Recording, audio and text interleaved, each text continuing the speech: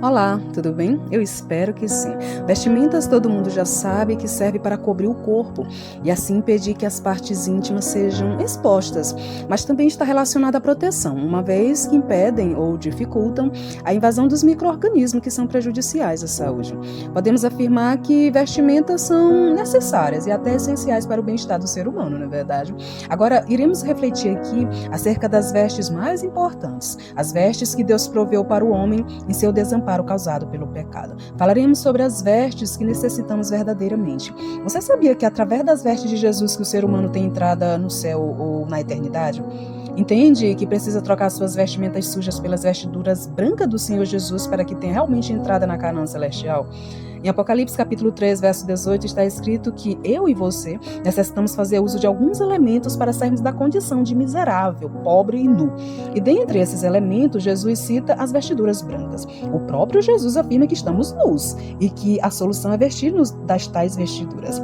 Já falamos e repetimos que o livro de Apocalipse é um livro profético e profecia não se entende como se lê, porque em Isaías 28:10 diz que é assim que é a palavra de Deus para nós. É preceito sobre preceito, preceito e mais preceito, regra sobre regra, regra e mais regra, um pouco aqui e um pouco ali. Os símbolos dos livros proféticos, eles são revelados às vezes em outros livros, outros livros bíblicos, mas tudo bem, voltando aqui para as vestiduras brancas. O que realmente significam essas vestes? Quando você lê o livro de Gálatas 3:27, é dito que quando uma pessoa se batiza em Cristo, de Cristo se reveste. Olha que bênção! Ao aceitar Jesus como Salvador e batizar-se em seu nome, você é justificado pela graça de Jesus. Isso é maravilhoso demais. Essa é uma realidade que muita gente desconhece. Nossas vestes não servem. É obrigatório vestir-nos das vestimentas de Jesus. Como explicar isso de forma mais clara? Essa é uma realidade tão simples, amados, e verdadeira, que as pessoas até complicam. Mas o que a Bíblia realmente ensina é o seguinte: o cidadão ou a cidadã ouve-se falar de Jesus e sua graça, descobre que em Cristo há perdão para pecados e salvação gratuita, então o aceita. E pronto, já está salvo. Só isso, só isso. Agora, a partir daí, claro, desenvolve-se uma comunhão diária, onde irá aprender mais sobre o Mestre, sua vontade. E o Espírito Santo fará a obra de conversão gradativamente, operando a santificação sem a qual ninguém verá a Deus. É justamente isso que acontece quando uma pessoa aceita Jesus como Senhor e Salvador. Observe que a graça de Jesus é suficiente para uma pessoa ser salva. Não é o que as pessoas fazem ou deixam de fazer. É o que Cristo fez, que nos dá direito a entrar na cidade pelas portas da salvação eterna. E falando em que Cristo fez, é onde entra as vestimentas, as vestiduras brancas, porque as vestimentas de Jesus, das quais tanto necessitamos, representam seu caráter, sua vida perfeita que ele teve aqui na terra e que é atribuída a nós a partir do momento que o aceitamos como nosso Salvador. Dessa forma, Deus olha para nós como se estivesse olhando para Cristo. A vida sem falhas, seus atos impecáveis, tudo é substituído pela nossa vida cheia de falhas, de degradações, de pecados. Daí nos lembramos do que está escrito em Efésios 2:8, em que nos diz que pela graça somos salvos, mediante a fé. Isso não vem de nós, mas de Deus, não de obras, para que ninguém se glorie. Então, meus queridos, sua salvação é mediante a graça de Jesus, conforme a fé que você pode desenvolver nele. E tudo isso vem dele somente. Tudo isso o quê? A graça, a fé, a salvação. Tudo isso é dom de Deus, tudo isso é de Cristo. Tudo isso é Cristo que nos dá. É só pedir.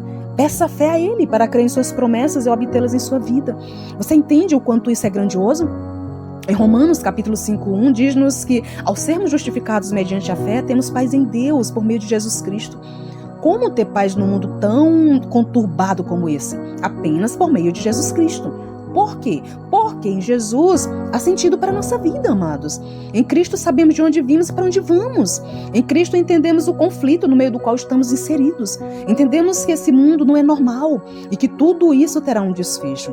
O mal não existirá para sempre, meus amados. Não mesmo. O originador do mal será extinto de nosso meio eternamente. Nosso acusador já foi derrotado ao Jesus morrer em nosso lugar. Sua cabeça ali foi esmagada, ali na cruz. Agora, cuidado, porque a cauda dele ainda pode arrastar muita gente para o destino dele, que é a destruição final. E daí a importância de nos dispormos de nossas próprias vestes, jogá-las fora e nos cobrirmos com as vestiduras brancas de nosso Senhor Jesus Cristo. que é a sua graça, que é a justificação pela fé.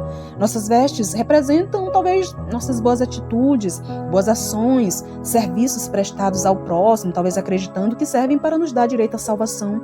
Mas nossas vestes, elas podem ser também nossa atitude em não aceitar a graça de Jesus, obrigando-nos automaticamente à responsabilização pelos nossos atos, sejam bons ou ruins. Lembrando que atos bons quase a gente não tem, não é verdade? A palavra de Deus diz que a nossa justiça é como trapo de imundícia, ou seja, é algo sujo, é algo que não serve.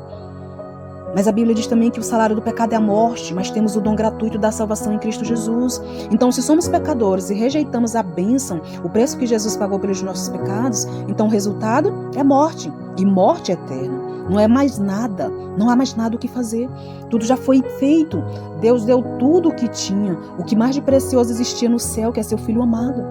Se ainda não é suficiente, pois pronto. A única expectação que existe é a de fogo eterno, preparado para o diabo e seus anjos, que rejeitam conscientemente a Deus e seus preceitos. E esse mesmo destino terão todos que seguem o caminho e as proposições do arqui-inimigo de Deus, amados. Nós temos essa bênção diante de nós. E a gente ainda se pergunta por que diante de tamanha bênção as pessoas ainda rejeitam a Deus e a salvação. É claro que é compreensível por causa do grande conflito, o conflito entre o bem e o mal. Nós fazemos parte desse conflito e ambas as partes tentam convencer o homem. Enquanto uma das partes é íntegra e mostra a verdade, a outra, além de mentirosa, é trapaceira e engana o ser humano com migalhas de prazeres provocados pelo pecado. Mas Jesus, ele tem prazer eterno para o nosso coração. Vale a pena ouvi-lo, aceitá-lo. O que você fará sabendo tudo isso? O que fará com a graça de Cristo? Jogará fora, trocando-a pelos seus bons atos? Acha mesmo que sua bondade lhe recomendará o céu? Recomenda não, querido. Pode ter certeza, só através da graça de Jesus você e eu podemos alcançar a eternidade. E aí, irá rejeitar essa graça por causa do mundo e seus prazeres passageiros? Acha mesmo que existem propostas melhores do que a do céu? Não existem, lhe garanto. No céu você terá as bênçãos mais necessárias e mais almejadas. No céu você será perfeito, não terá nenhum defeito, não adoecerá mais, não irá chorar, sofrer, nem morrer. Seu corpo ali será perfeito também. E um detalhe, é que enquanto seu corpo será perfeito, de Jesus terá as marcas da crucificação. Crucificação pela nossa salvação. Olha quanto amor. Isso é incrível, querido. Isso é amor de verdade. O problema é porque muita gente reduz esse amor, o amor de Jesus, a casa, a dinheiro. Ou seja, se compra um carro novo é porque Jesus o ama. Se passa no vestibular, no concurso ou constrói uma casa nova é porque Deus ama. Todavia, amado, Jesus não morreu na cruz do Calvário para termos casa, carro e avião. Claro que eu não estou dizendo que a gente não precisa ter isso. Pode sim, mas Jesus morreu para que vivêssemos e vivêssemos eternamente ao seu lado, entende? Então levante esse rosto, tire essas lágrimas dessa face tão amada, querida. Jesus lhe ama demais. Nesse momento, em algum lugar, tem alguém se sentindo um lixo porque talvez não conseguiu aquela vaga de emprego, ou talvez foi expulso do trabalho ou de casa, quem sabe o cônjuge largou. E eu não estou falando isso por profetizar nada, porque eu não sou profeta, profetisa. Estou falando isso porque isso é real, isso acontece todos os dias. Quero lhe dizer uma coisa, querido, querida. Quem mais deveria lhe amar, já lhe ama. Morreu por ti, te salvou. Vem lhe buscar desse mundo podre, apodrecido pelo pecado e pela maldade. Então fique em paz, aceite a Jesus. Se o rejeitou por causa dos enganos do mundo, volte para o Mestre.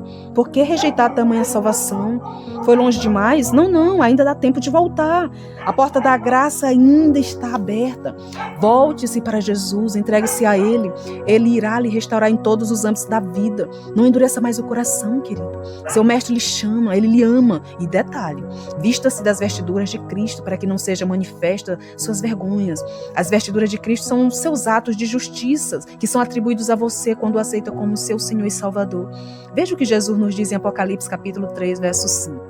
O que vencer será vestido de vestes brancas, e de maneira nenhuma riscarei o seu nome do livro da vida, e confessarei o seu nome diante de meu Pai e diante dos seus anjos. Que Deus lhe abençoe. Tchau, tchau.